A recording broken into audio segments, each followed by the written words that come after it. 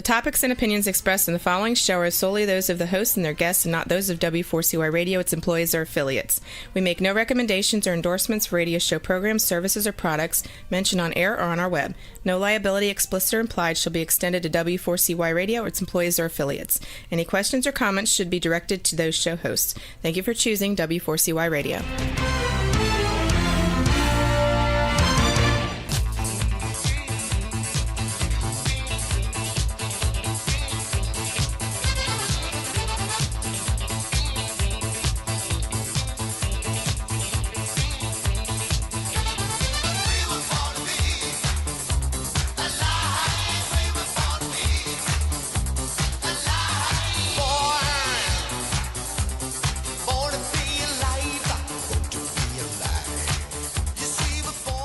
And yes, Born to Be Alive. You're listening to Rosie Peeker on Until Now on W4CY Radio.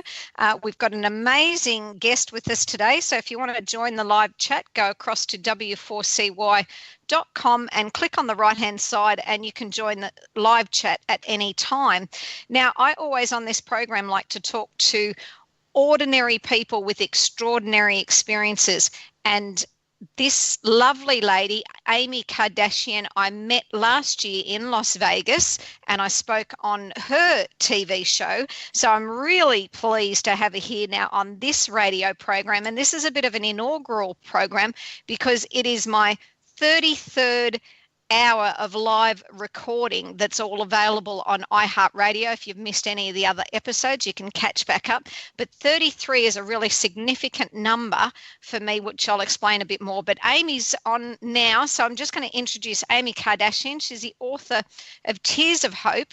She's a creator, producer, director of 3 dynamic and unique online TV shows at AK, standing for Amy Kardashian, expertstv.com. She's an ambassador for peace, a transformational keynote speaker, host, seminar, webinar presenter, founder of the AK Experts Academy and the AK Experts Production. So welcome to the program, Amy. Well, thank you for having me. Well, after our program and when we spoke in the taxi there in Las Vegas and you told me your story, which we certainly didn't have the time to talk about on air because at that time it was about me, I thought, oh, I love your story so much. I really want to share it. And it is for inspiring hope. And I love the fact that you've recently just become a peace ambassador. So there's so much more that I want to know about that. But for our listeners, if you just let them know a little bit about, you know, because I've mentioned that I met you in Las Vegas, but that's not where you're originally from. No, absolutely not. No, I am from Lebanon. And I'm Armenian Lebanese. My father is Armenian and my mom is Lebanese. So everyone gets the benefit of 2 accents today.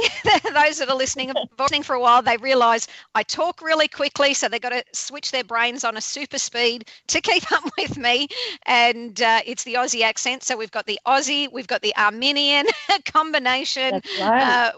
And we're both bitses of Americans in a sense because you live there and I regularly frequent there. So we're global citizens. And this program is for global listeners. So it's perfect. Yep. So you came across to America at what age? I was 25 years old. Very young. Yes. And you didn't speak English? No, I did not speak English at all. I did not. I just knew how to answer what is your name and count from 1 to 10. And I knew door and window, and that's about it. Toilet's a really important one to learn real quick too. Yes. Where is the toilet? I went with my son to China and we were told to pronounce it like tsu tsu. And every time we said that, everyone looked at us with a quizzical look like, what the hell do they want? And we did the universal Peepee dance, which is, you know, cross the legs and bounce up and down and look like you're in pain. And they were still looking at us like, It's so funny.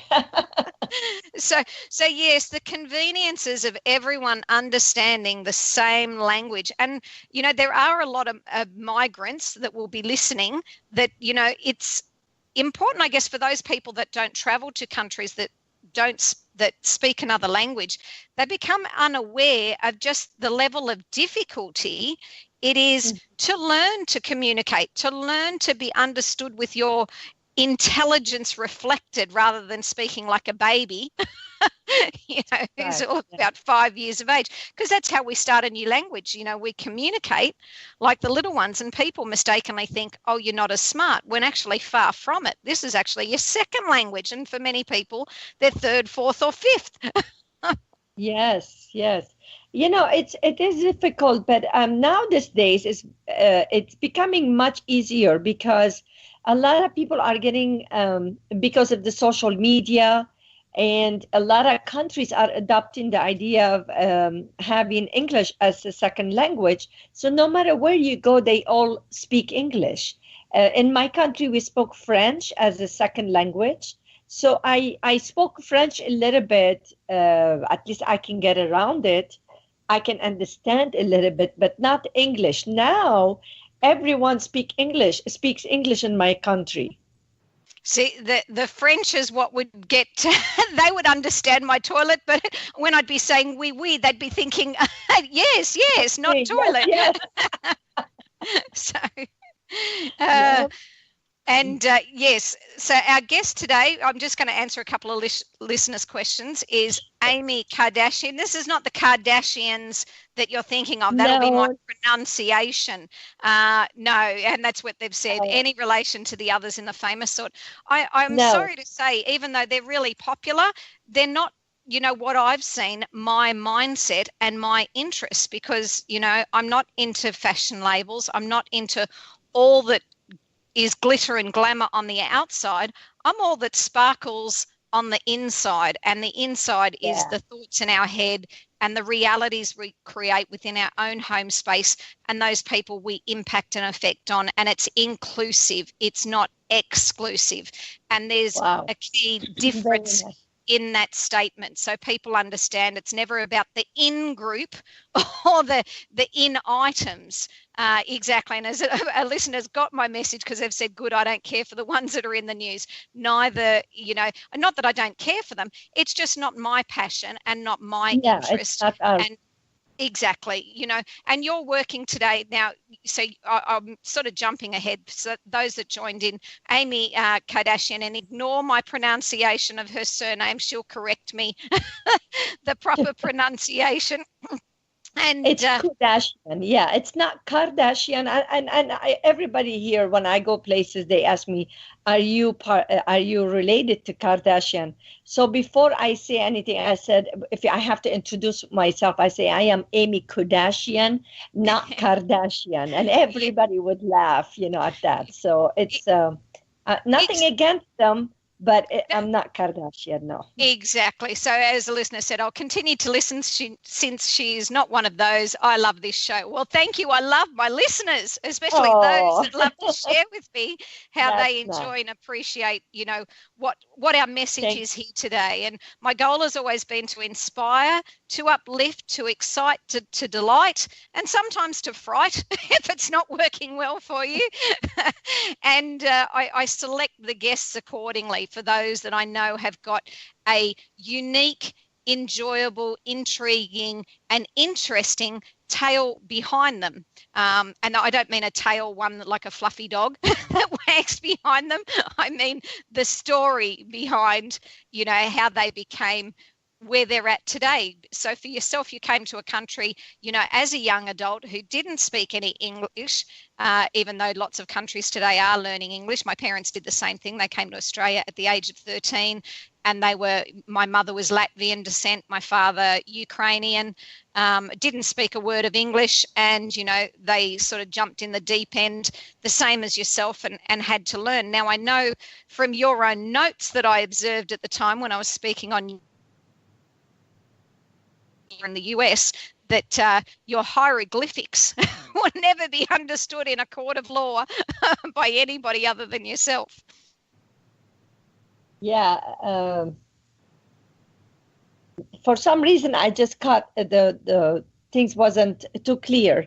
What is your question again? Oh, no, I was just commenting about your unique handwriting style, and I simply called them your hieroglyphics because just as Oh, most of us still don't understand the Egyptians and their hieroglyphics, I can yes, guarantee that most will not understand anything that you write because it's that's your own right. Yeah, I language. remember now because I'm like, okay, you're referring, I didn't know what you're referring, but now you reminded me. Absolutely. But because as you know, I have only fourth grade education and severe dyslexia. So I do things in different way, and so many people, they don't really accept it that I have only fourth grade education because they see what I have done, and they expect me to be, I could write differently, even though I write cursive very well, because that's what I learned in French, to write cursive okay.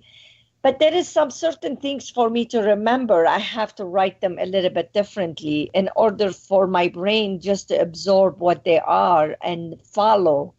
And yes, I remember now you were commenting on it. And that's what I love, is because, I'm always about kicking butt, and butt is not that butt for new listeners, the one that you sit on. It's the butt in your head that stops you dead, where you say, I could do that, but, and whatever follows is that bloody useless thought, because you've always got results in your life, either the results you want or the results you don't want. But either way, you're talking up one of those results all the time. And, there were those that will say, yes, but I don't speak that language. Yes, but I can't read. Yes, Yeah. but I haven't learned. And you've overcome every single one of those bloody useless. You didn't let them get a foothold to start with, which is what I No, love. no, not at all. I mean, my education is not going to stop me, because we all have unique of way of thinking about things. It's like our fingerprint, and if we Exactly. hide it, then we can't share our purpose and talent with the world.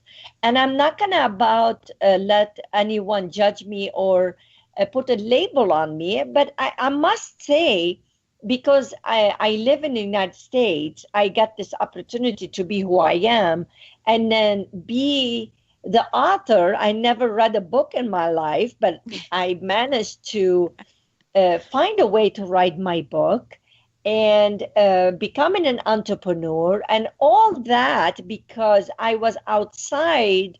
I love my country, I love my people, no doubt about it. But we put people in the box too much. If you don't have education, you would Yes. never be an author in my country. If you don't have education, you will never be an entrepreneur. I was so limited in my country. So when I came to this country, to United States, I I grabbed on the opportunity that there is no judgment. Nobody cares if I had education or not. When I became an entrepreneur, I used to go see customers. In the beginning of my business, I used to ask them for their business card so I could copy the letters on Mhm. the invoice. And I Yes. used to have everything pre-written before I even go to see them. For example, on consignment, I didn't know how to write consignment, and I wouldn't know how to spell consignment. And so I just copied everything. I had it pre-written somewhere, and I used to copy everything. Sales, I used to copy sales. I used to copy everything. So I worked, and no one knew that I didn't know how to write, but yet I was going around it and succeeded that way. So every time I used to go to a restaurant or something like that, I used to see, okay, if somebody's ordering chicken and I like chicken, I'm ordering that chicken because I wouldn't be able to even read that menu. The reason is my severe dyslexia, especially if I'm reading menu, it will jump at me. The letters, I mean, everything is jumbled. I cannot see it. However, my talent in other things in the business, I could put puzzles together. I produced 3 different shows, and I was faster than anybody in the network because I just knew how to put things together. So I focus on my strength. I don't focus on my weaknesses. that make sense?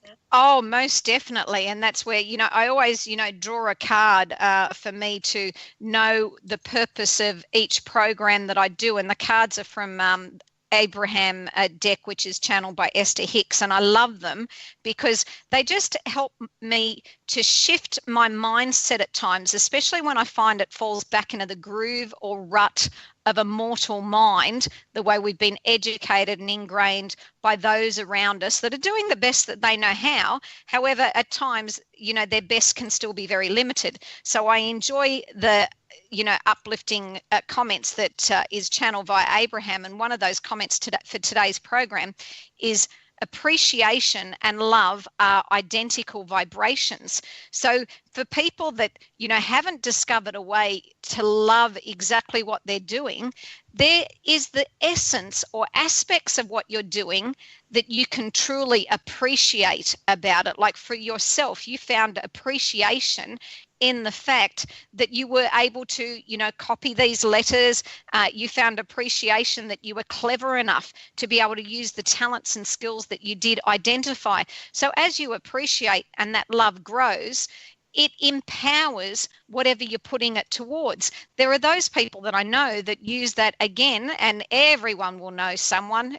Your Aunt Mabel, your Uncle Bill, your neighbour next door, someone you met at the schoolyard, who will always be complaining. And that energy of criticism and condemnation and of judgment is just, it drains our life force and our energy. Yes. So the more we find to focus on to appreciate and not measuring ourselves, you said it very importantly, that, you're at a place and space where you aren't feeling judged. But even if you were in a place and space where you feel judged, the only one to judge yourself against is you of old and you of now. And there's always a new now, like right now and now, if you didn't get that one. But, I think people really, they don't appreciate what they have. I'm pretty sure Australia, almost like here, like United States and France and all that, we have more freedom than living in a country that it's been thousands of years old, and they have so much tradition, and they follow that, and they label people. You can't do this because you don't have this. You can't do this because you don't have this. Instead of saying you don't have this, but you have that. You don't have education, but you have a skill. You don't have money, but you have energy that you could create money because of your energy, because you're a hard worker. You can get somewhere. So exactly. However, being open to the ideas is the first start. Yes, open yourself to the idea that you have. But however, when I came to this country and I became the entrepreneur and author and speaker and seminar presenter and producer and everything, I start to notice around me some people, they have so much, but they don't know how to use them. And the reason is that even though they have the freedom and they have everything here, they don't know how to use them because they don't know what it means to be without it. Exactly. And one of the listeners has asked, how can you open to the ideas?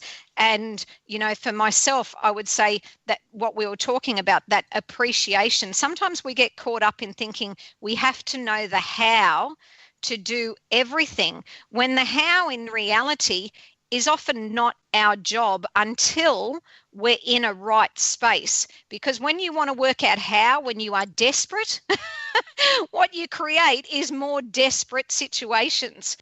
You see people that are very stressed and all of a sudden they're even busier than they were before because they're in a mindset that this is their how to get things done. Whereas if you get yourself calm and at peace, which obviously you'll be sharing and being a peace ambassador, that is a whole different mindset once you're in that state and you're asking the question how, that you then observe and notice and are able to pick up on the ideas that then cross your path, pop into your mind, that someone else mentions to you. There's so many avenues of how ideas can come to you.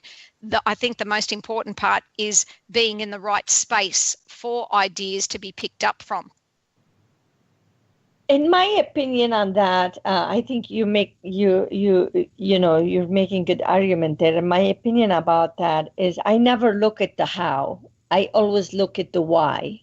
Exactly. And for example, when I had to write my book, I came back home after I went to a business meeting, and then I left with the really good success, very successful meeting.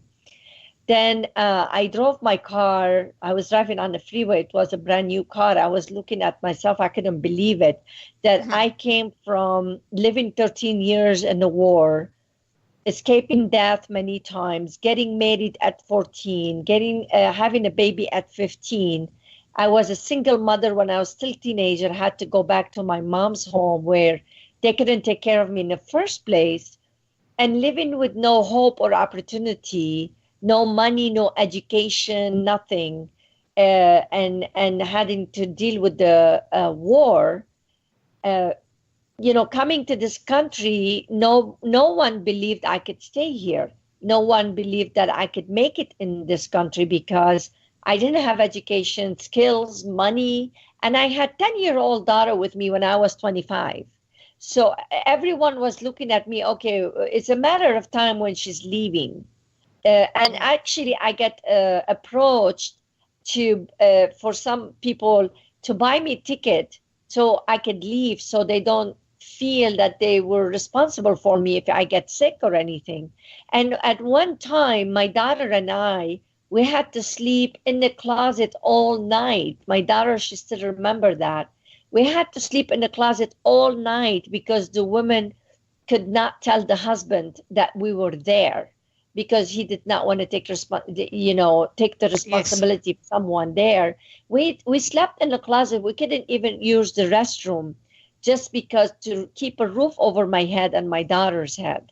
So staying in this country and making it and everything. So it was very, very important for me driving on the freeway with a brand new car and coming from a business meeting. And I'm like, what happened here? Is that me? How did I get here?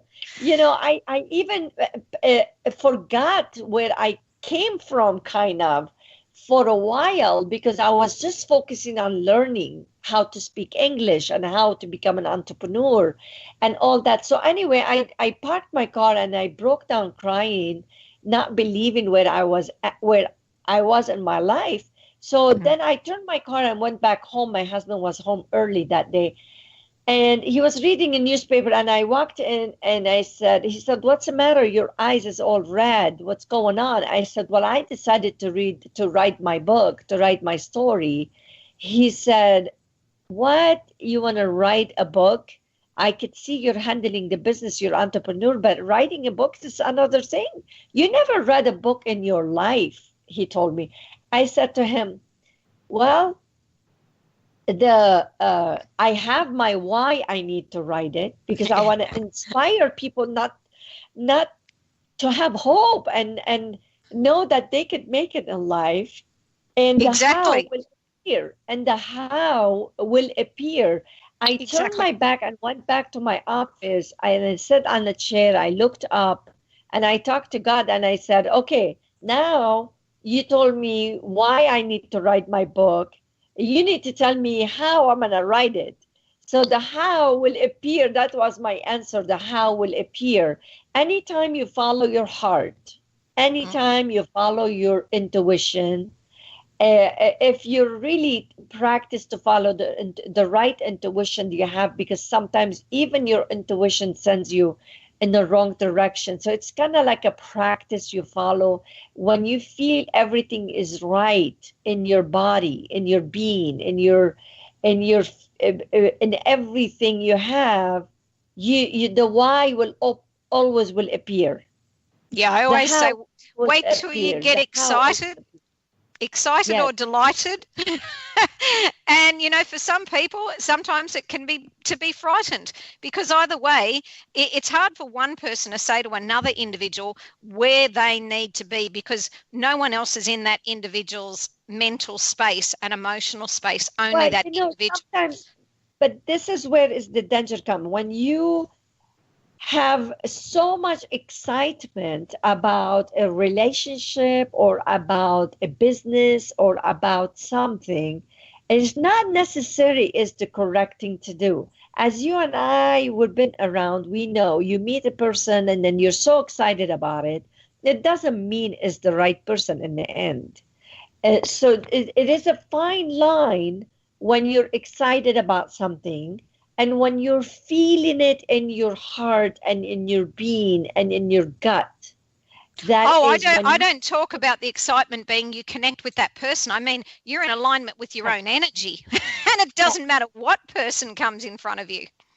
yes, you could feel it correctly. You could feel it correctly. And I wanted to go back and agree with you on one thing is you said earlier, when you have appreciation, that's kind of part of life, like love and appreciation, they come together very, very Exactly. very strongly. And that's what I had appreciation to my life, for my life. I had appreciation that I live in this country, so that really helped me a lot to get to where I am today, because I continue to appreciate everything. And So that's part of love, because love really, it's light. When you love, when you feel like you're doing something because you love, or when you give love to someone, there is some kind of light up in your heart and in your spirit. And appreciation, it does the same thing. exactly. It makes everything so much easier. It's not heavy. It's not hard. It's not weighing you down. It's not Right. depressive. It's not onerous. It's not difficult. Appreciation and love, it's what makes us, have a skip in our step. Like, I dare everyone, wherever you are, to go and leapfrog for your next 3 steps.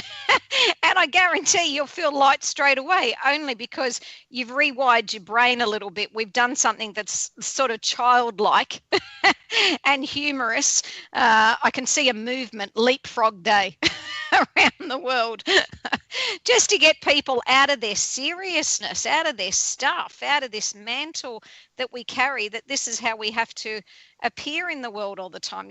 That's the beauty of when we become parents. We get to watch all the kids' shows again, or laugh at some of Yeah. the lightest silly things. We can giggle and laugh and tickle for no reason whatsoever. I'd love to see a work day in the workplace that is, Tickle Tuesday. And everyone's on the lookout of who's going to come up and tickle them next. They're going, oh, Rosie, you've gone mad. You've lost the plot. It's like, well, I'd rather be mad and have lost the plot than be so serious and stressed and tired and worn out and all these heavy, dire thoughts. We seem to think that the world won't survive without us, when it will. It really, truly will. It definitely will. So Definitely. Yeah. one of the listeners has asked the question, how did you manage to get to where you are today? Is that the journey that you covered in your book, Tears of Hope? Yeah. And actually, they can go to AK Experts with the S TV.com and download the book and read it right away. There is a Oh, lot wow. of insights in that book that helped me to overcome each chapter. I share the wisdom I learned and the lessons I learned from my journey. And what I did, I applied everything I learned um, throughout my journey to be where I am today. I applied all that um to help me, So, see light through darkness. okay. So to go, obviously, being homeless, without language, feeling unsupported and burdened, to, feeling free and full of appreciation and love, what 3 key things, if you were talking back, like what you know now, back to your younger self, what would be the 3 things you would tell your younger self? at that time? That's a good question. Well, I'm just thinking there's people in that Sure. space, and they only relate when they're in that space, not when we're in Yes. a new space. If they were already over here, they wouldn't need to know. You get to over here. Well, the first key is not to seek approval of others. Yep. So that It's, first approval of all, was yourself. not to seek approval from others. Yes. It's my approval or from my God and approval of myself, knowing myself, but at the same time doing it, which I always done it with appreciation and respect to other people, not to carry on and have to live my life for others. Live it for my purpose instead of for others or even for myself. Just focus on my purpose instead of focusing on what others gonna think of me if I became stronger, or how they're gonna perceive me, what I'm thinking. If they think of me that way, who am I to think of me anything better? Exactly. And for women especially, I wrote for Working Mums magazine in Africa. I was the only white woman that was writing for an African magazine because, who cares whether we're white, green, yellow, pink, purple, blue, orange, whatever color we want to deem, whatever sex we want to deem, whatever race we want to deem ourselves, whatever nationality we want to deem ourselves, whatever religion, whatever source of division we want to create between ourselves, we all have our inner aspect, which is identical. And that inner aspect knows you the best, far better than anything outside of it. We're an outward sensing being. Our eyes only look outwards. Our eyes are programmed to see limits. They see, if you look at your fingers in front of you, you see a boundary straight away. You see the end of your fingertips and you think you don't go any further. Whereas in reality, if we could flip our eyes inward and see with our inner vision, we would see that there is no boundary, there is no limit, there is no end, and that we are united. We are much more than what we can possibly begin to appreciate with 5 limited senses. Our brains aren't wired that way. So the more we tune into our inner brain, inner consciousness, inner awareness, inner intuition, the more we find our own truth, that we're so much more, which is what you started to discover for yourself with self-approval, that you were so much more than possibly someone else looking at you, and they're limited by their 5 senses, would judge. So that's why we don't pay heed to the judgment of others, that inner intuition. So step 1, self-approval. So what's our step 2? Okay, step 2. First is approval. And the second, I would say, approval. That was a big for me to let it go of approval. It's big for women all around the world. Yeah, it's big for all of us. Yes. Second, it will be for me, for myself. I would say I wanted everything to be just perfect. When I do something, it has to be very, very perfect. It has to be perfectionist. I was a perfectionist. Mm-hmm. And I had to let go of some of the perfectionists that I had. So I had to learn about myself a lot. So I did a lot of self-learning and self-growth. And that's another thing that what happened, what was going on with me personally. And I believe that happened to a lot of people. They look at themselves and they want to be perfect. They want to be perfect. And I was one of those that I wanted to have everything to be perfect. And again, that adds a stress and a burden. That comes to being afraid of criticism, maybe. Mm-hmm. That comes to being afraid of criticism. And that's a lot of people have that because they don't want to have criticism in their life. And if I have to say the third thing, well, I'm just going to jump in there and say, Amy, I don't mind perfectionism. Like in one aspect, if I've got a brain surgeon operating on me, I'm going to be really appreciative of the fact that he's a perfectionist, he or she. So perfectionism isn't the bad thing. I think it's our onus and stress if it costs us in other ways. Like some people, forego their family time in order to be spending more time at work to get that fine line in. I think it's working out within each individual's own life. Is that perfectionist improving and enhancing your skills and talents and abilities and improving relationships, or is it taking away from? And I think that's a simple barometer that makes it easier that we can each see, does it work for us, as Dr. Phil says, or how's that working for you? Well, yeah, I agree with you 100%. I'm still very, very perfectionist. Yes. But I know that's why I jumped in there. I am. No, I am very perfectionist. However, I balance it better now. Yes. Yeah. I balance it much, much better than I used to balance it before, because everything too much of it is not good. And it's like anything else. Even if you do what you drink in water is very good for you, but if you over drink water, it's not good for you. If you overtake vitamins, it's not good for you. Even vitamins are good for you. So I think the balance of that it makes a huge difference. But yes, I agree with you that perfectionist. I laugh when you say you agree with me, because I think I love people who disagree with me at times, because it gives me the opportunity to do a verbal debate. It's the old saying. If you're right, you're right. I'm not going to say you're wrong, right? Because I still practice it right now. I still practice, and a lot of my team, when I work with them, they say, "Well, Amy, this and this." I said, "Nope, it has to be this way. It has to be this way." I'm very picky. I'm very. I look for details, and I have that still perfectionist, but I balance it better. So maybe I should say I should have balanced it better instead of saying.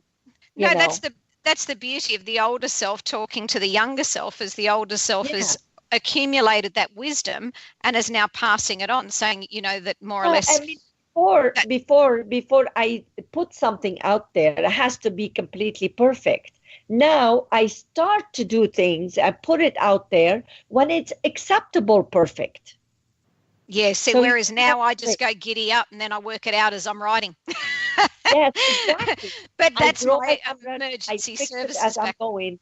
Yes, and then that was a little bit for me. I didn't want to go socialize with people just because I couldn't read and write. For example, I wanted to be perfect, and I couldn't be that perfect, Exactly. And now I learned to go around it a little bit slowly, and then find my way. I kind of lost opportunities as a young woman, get a lot of opportunities for acting, modeling, and everything. But because I did not know how to read and write, I'm not perfect. I needed to be perfect in order to do that. So yes, that's the mindset of a perfectionist. So as one listener has asked, can anyone be perfect? And I'm going to say on the insides, absolutely every one of us is absolutely perfect. It's our outsides that see these limitations and has a whole other different vision. And a different attunement. And I don't think, again, we didn't all come here to be same. It's like when you look at a garden is spectacular because of all the variety and the contrast and the differing presentations that are in that one collective space. And I think that's the beauty of human beings. You've only got to stop at, any public transport area and you'll see a whole range of different human beings. And it's wonderful, but we don't know any one of them by looking on the outside. Yes, I have actually a quote. One of my quotes is that You don't have to be perfect to be beautiful and powerful. All you have to do is just be yourself, because you are. Exactly. That God and Right? Goddess. Exactly. I With can you. see. I'm finding something to disagree with you, Rosie. Keep going. I always love, people think, oh, gee, she really likes to be confrontational and combative. And it's like, well, I was a cop for so long, I got to, I got to take some of that skill set with me, Yeah. and where everyone thinks the same, no one's thinking very much. We've got a zombie state occurring anyway, with people with their heads down into their phones and that are permanently, walking around and, a bit zombied out. So, that's the only way to wake people up sometimes, is be a little bit confrontational in conversation, and then all of a sudden they shift gears in their brain. So, we always want to prove ourselves right. It seems to be an inherent natural quality of human beings. We want so badly to be right, and we argue and argue and argue. And as soon as someone proves me right, I generally take the other side just to keep it going.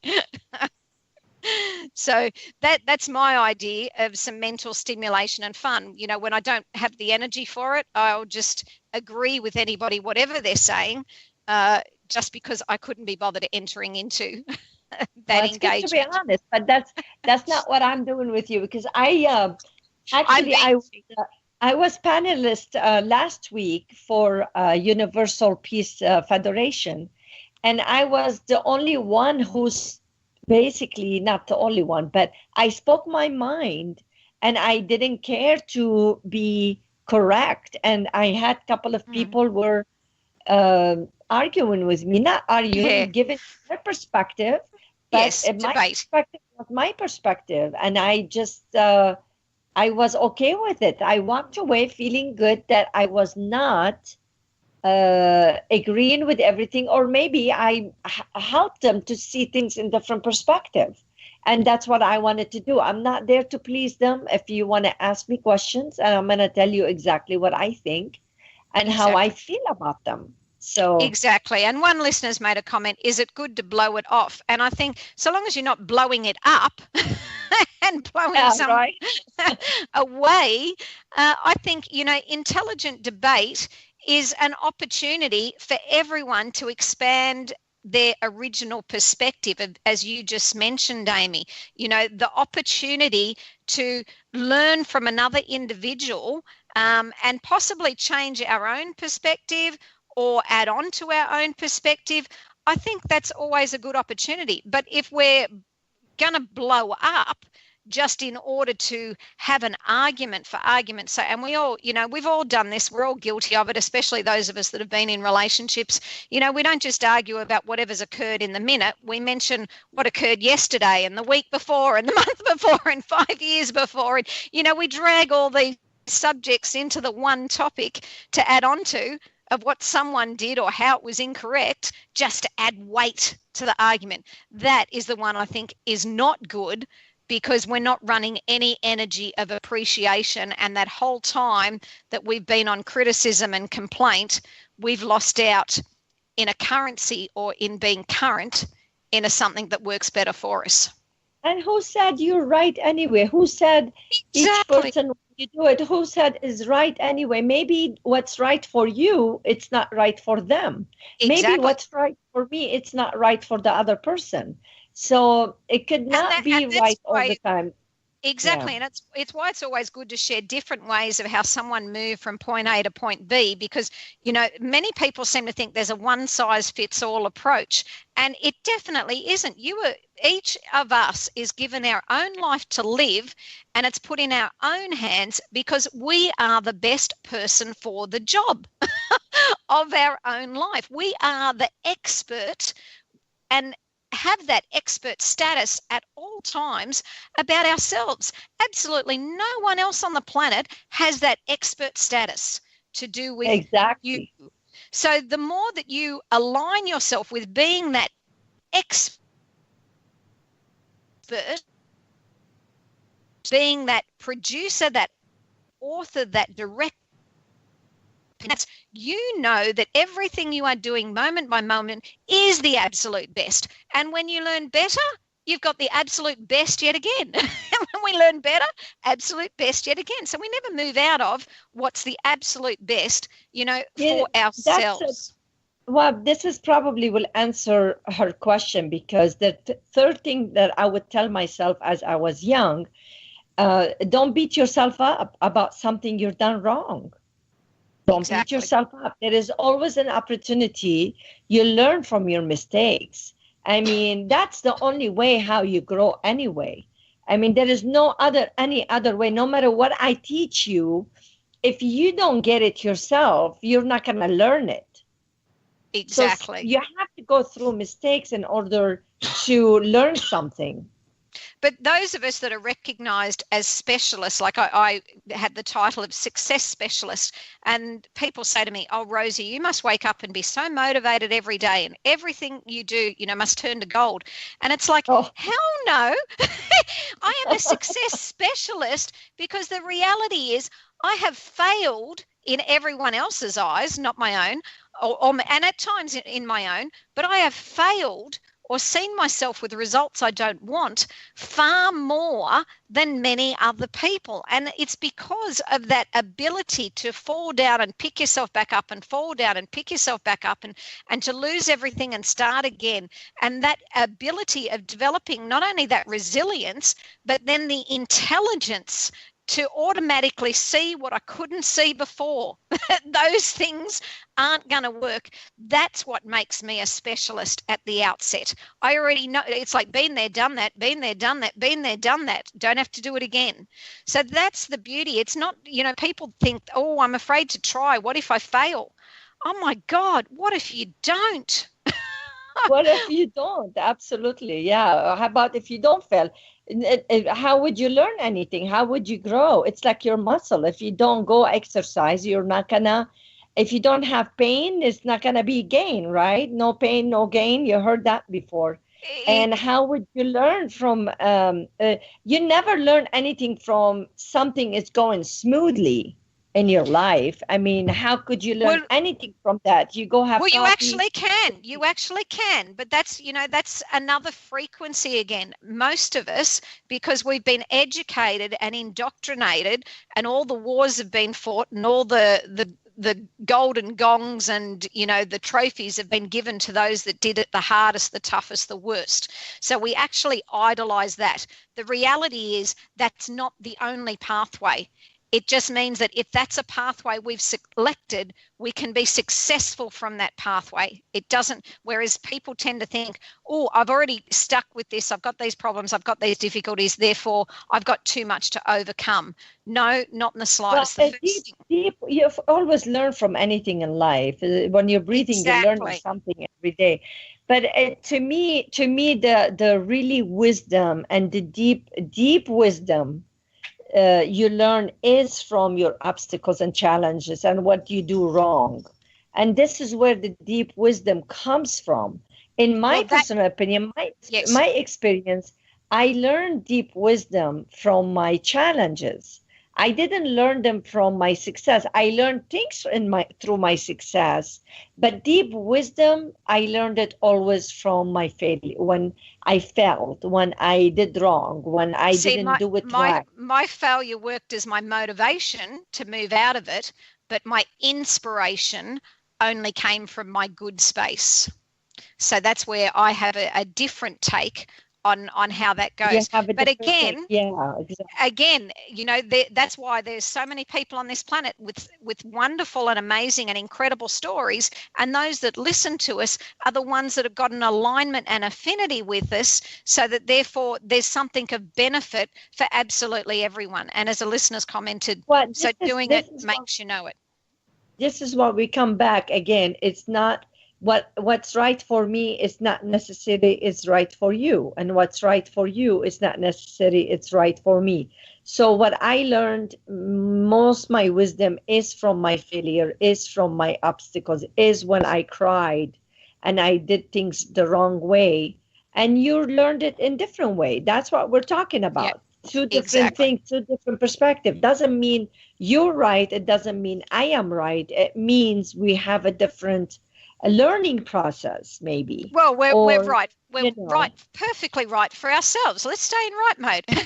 Perfectly right for ourselves, right and for ourselves, perfectly right? wrong if we were to do someone else. Yes. So Yes, now, true. Amy, for those that want to, read your book, where can they go to? Well, they can go to akexpertstv.com and they could order it from there if they want the book, or they could download it for free at no charge. Ah, that's fabulous. And also those seeking more inspiration, you can also go to kickbuttwith1t.com.au, because I am Australian. And I want to take this time to say thank you so much, Amy, for sharing the wisdom from your older self to your younger self, and to all those of us that have had the blessing to be listening. Thank you so much. Thank you, everyone. And we'll talk to you all next week. In the meantime, remember, you're born to be alive.